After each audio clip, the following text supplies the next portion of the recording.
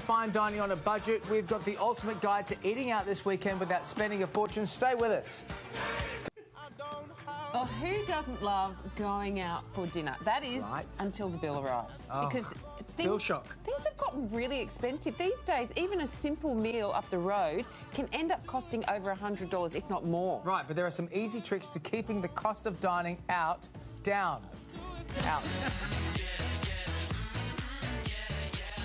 Going out for a meal is one of life's little luxuries. Good food, great atmosphere, and you don't have to clean up. But it can be hard to justify when you consider how much an average night out costs these days. Depending on what restaurant you go to, anywhere from $60 to hundreds and hundreds of dollars. Savvy shopper Joe Munro says that while you may think your main meal is the biggest culprit, it's actually the hidden extras that are driving up your bill. It's usually the things around the main meal that actually cost the most. So things like ordering expensive wine, extra desserts and coffees. So how much money do you think you can save on a night out if you are a bit savvy? If you're savvy, I think you can save at least 30%. And here's the thing, saving that 30% is so much simpler than you think. First and foremost, order your drinks with caution.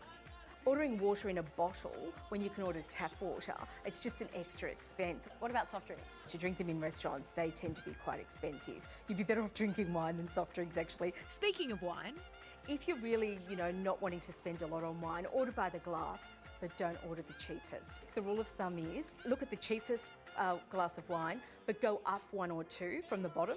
And that's usually really good wine, but very aggressively priced. So you're getting a lot of bang for your buck. Most of us would opt for a BYO restaurant if we wanted to save a bit. Would that be good advice? It appears that way, but you need to check what the corkage is. Often they might charge $5 per person corkage. So if you're in a table of 6, that's a lot of money. It would be cheaper to actually order the wine in the restaurant. when it comes to food, don't get overexcited. Ordering extras will add substantially to your bill without you even noticing. So a lot of side salads and side dishes cost a lot of money because often you don't eat them. I generally avoid desserts and I don't do coffee in restaurants.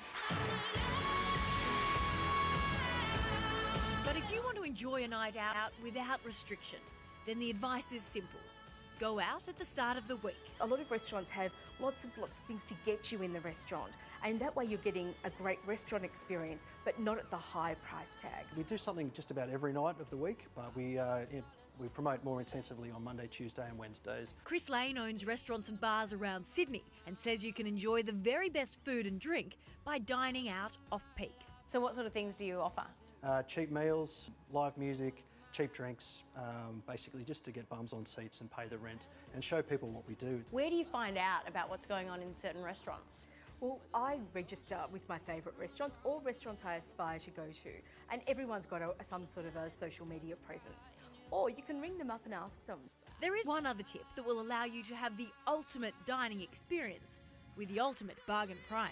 So one of my favourite savvy strategies is to get the pre-theatre meals at restaurants. So they'll have like 75% sizing on the menu and it costs much less. And that's a lovely way to get all the ambiance without the price tag. So this could be one of those deal places right here. Absolutely, Should we let's go. I know you're trying to run a business, but do you have any advice for people on how they can save when they go out for a night? Don't be afraid to say no. The waiters are actually trained to sell you stuff. So just by saying no thank you for the side salad or no thank you to the sparkling mineral water is actually a really good way to avoid paying too much. Just say no. Simples. There you go.